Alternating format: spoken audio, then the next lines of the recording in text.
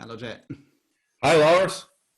Thank you for having me. Welcome to Disrupt, and welcome to the Digital Disrupt EMEA. I'm coming to you from San Francisco, where it's dark 30 outside.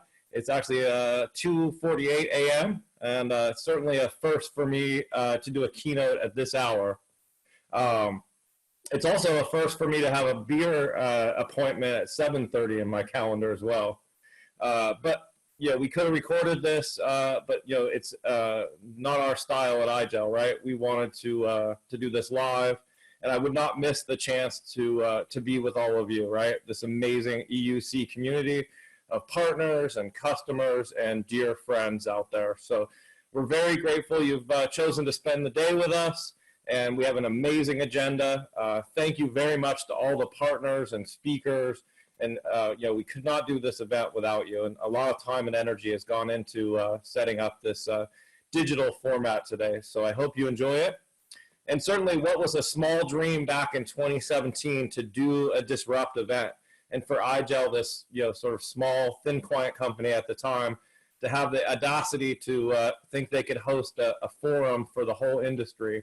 Well, that dream has come into a reality, right? And it's a bigger event than we could ever imagine. This is our second Digital Disrupt and our sixth Disrupt event that we've done overall. And we're pleased to have the three biggest names in end-user compute with us today. We have Citrix, VMware, Microsoft, and you're going to hear great updates on the innovation coming out of these companies. But really, this is your event. This is not an IGEL commercial. This is an event for the end-user computing community, and we want to have a great conversation with you today. So, 2020, what a year, right? Who would have ever imagined we would find ourselves in this situation, right? I was in the grocery store last night, and I saw somebody with a shirt that said 2020 across it, and it had the 5-star rating. It had 1 star or half a star lit up, and it said, terrible, do not recommend. And I thought, this pretty much sums up the year, right? I know many of you were with us back on February 6th when we hosted Disrupt in Munich, and there was a bright future in front of us at that time. And I think about 6 weeks later, it was shelter in place. I was actually on my way back to Europe on a Friday I was supposed to leave, and all of a sudden I was locked up in my office. And here I've been in this office for the last 7 months now. So that's been a major change, right?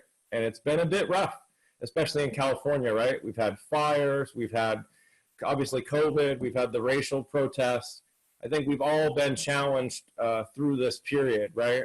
But I guess what I'm excited about and what gives me hope is that everybody's also adapted, right? Just the mere fact that we're having this event here today shows you the resiliency and the adaptability of the human spirit, right? The fact that we can find a way to connect and and do an event like this. So I would suggest to you that agility and tenacity and positivity, these have to be our superpowers today. So for me, on that same stage back in February, I took over as the global CEO from Heiko Gloge, who hopefully is tuned in here this morning. It was a great honor. It was a great responsibility to lead this company. But I think, 2/3 of our employee base is in Europe. And I found myself in a situation where I haven't been able to leave the United States. So it required some fresh thinking and some new leadership concepts. And, even though we sell this technology, a lot of the IGEL employees had never worked from home. Our entire development team that works under Matthias, they'd never worked at home except for maybe a few people. So I'm very proud of what IGEL has accomplished, right? Literally overnight, using the UD Pocket, 200 people in Germany found their way home, right? And I'm super proud of the team. We've actually been more productive than ever. You're going to hear today some of the innovation that's come out of IGEL in the last 6 months. And I think you'll agree it's incredible, right? It's more innovation that's packed into these updates than we've ever seen. And where I'm really proud is the work that we've done with the collaboration technologies, with Zoom, with Teams, with WebEx. These are the critical technologies that are required to deliver a great experience for the hundreds of millions of people working from home, right? So I would suggest to you that end user computing has taken on a very important role in saving not only lives but livelihoods, right? And I think everybody that's out there, you all deserve a pat on the back for rising to the occasion. I know there's sort of a first responder mentality in this community, and I've seen it firsthand.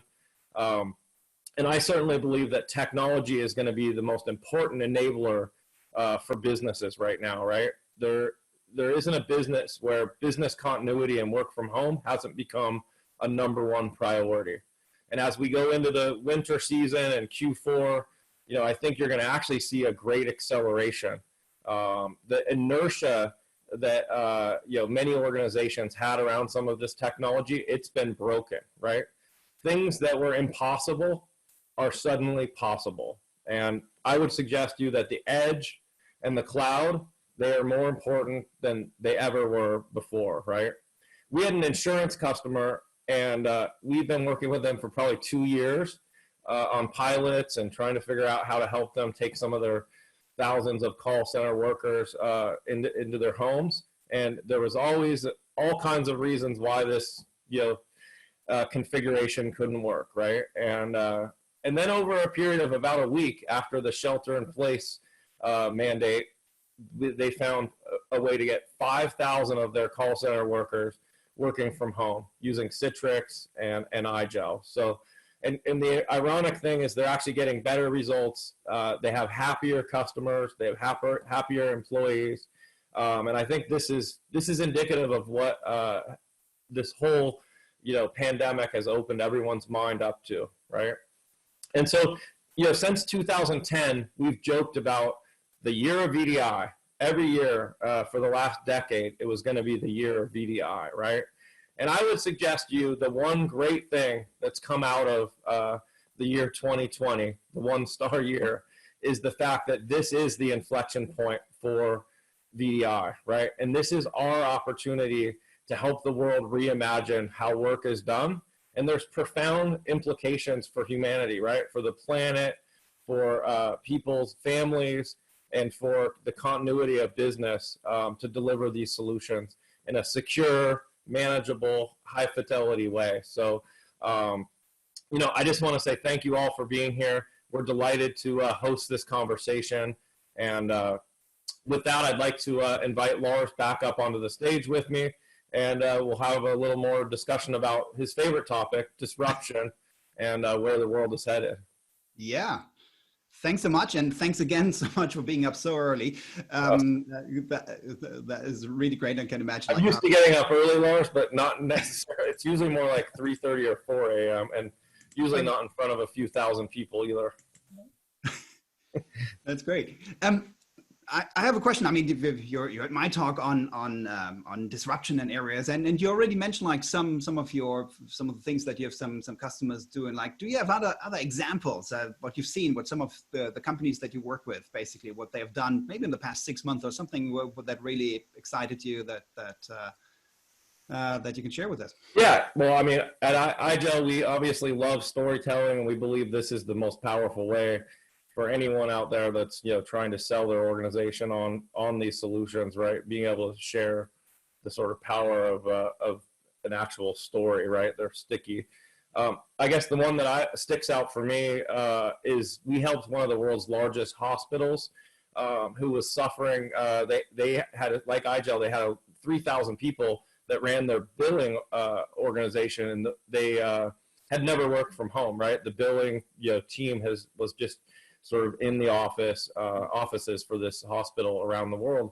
And so, like a lot of people, they were just, reaching for solutions, and they sent them all beautiful, brand new Lenovo laptops. And so I think they thought, okay, that will solve the problem. We'll get them, connected, and they'll start billing again. Well, the first day that they all got these laptops, they got hacked with ransomware. And of course, this is a very challenging thing for any organization, right? And so I got to work through some very late nights and through weekends, and we ultimately, with VMware, deployed our UD Pocket to those brand new Lenovo devices and resurfaced them with the IGEL operating system. And they were able to fix that problem. And now, the exciting thing for IGEL and VMware is that we're now the standard for the edge, and they're deploying it across tens of thousands of endpoints as a way to be more secure, better management, and great performance. Okay, well, that certainly is exciting. I mean, you and very impressive. I mean, you mentioned the future as well. In general, I mean, also when I mentioned that in the talk, what everybody's curious about this now. We've gone through the 6 months of crisis and so on, but where do you see the future as well? Where do you see the next, let's say, 24 months? Where do you see the next 5 years for end user computing and in general? Yeah, well, I think we've all been on a journey, right? And I think, a lot of people on this call probably have made a great career out of, managing Windows and all the, the sort of refresh cycle that we've all enjoyed, right? And, become really proficient at. I think there's an inflection point when you think about Windows as an operating system, right? There's 35 years of sort of, a revolution of the personal computer, right? And the computing power that is on everyone's desk, right? And in the 16 versions of Windows, right? And we arrive at Windows 10, where Windows 10, the real beauty of Windows 10 is to deliver this great agile operating system across any device. And I think that's where, at least my vision, especially with the pandemic as a tailwind, is that, the best consumption of Windows is going to be from Azure, right? And Windows applications will be from Azure. So I would just say, we're going to move to a world where locally installed apps, this is going to be a thing of the past, right? Your apps and your data, they're going to live in the cloud, and you are going to need an operating system, but it's going to be a light, secure, highly manageable, highly tuned operating system to connect to those applications. And I think with 5G, you're going to see a world that, it's more connected than it ever has been. We're going to be, more data is going to be coming from the edge than ever could have been imagined, right? And so security and manageability are going to become huge drivers in the next 5 years. Okay, fascinating. Thank you. And maybe connected to that, what would be one, let's say, I talked about the spaghetti to throw at the wall, basically. What would you say would be a spaghetti that you recommend people to try out? Things like that, some experiments and tests and so on for that. Yeah, well, I love your spaghetti principle, and obviously we have a healthy, friction inside of IGEL even, right, in terms of,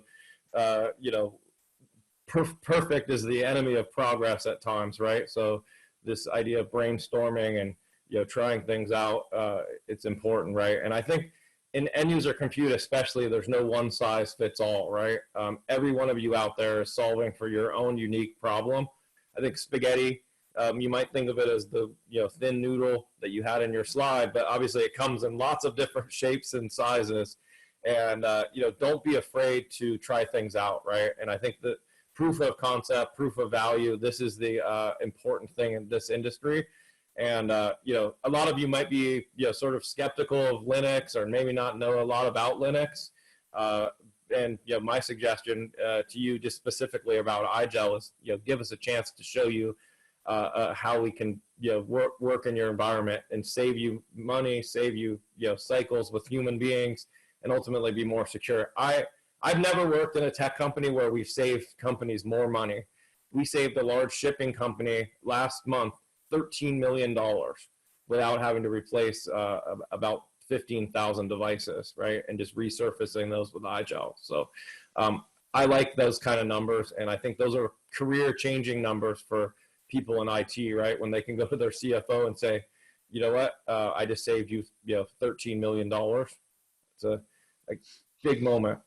Yes, as somebody who's worked in finance, yes, indeed, I can definitely. Also on the consumer side, I would say, well, that would be a great message. Now, finally, you mentioned like the people on the call. Like, what would your advice? How to make the best of the day and the rest of the sessions and so on that we have? What would be your recommendation here?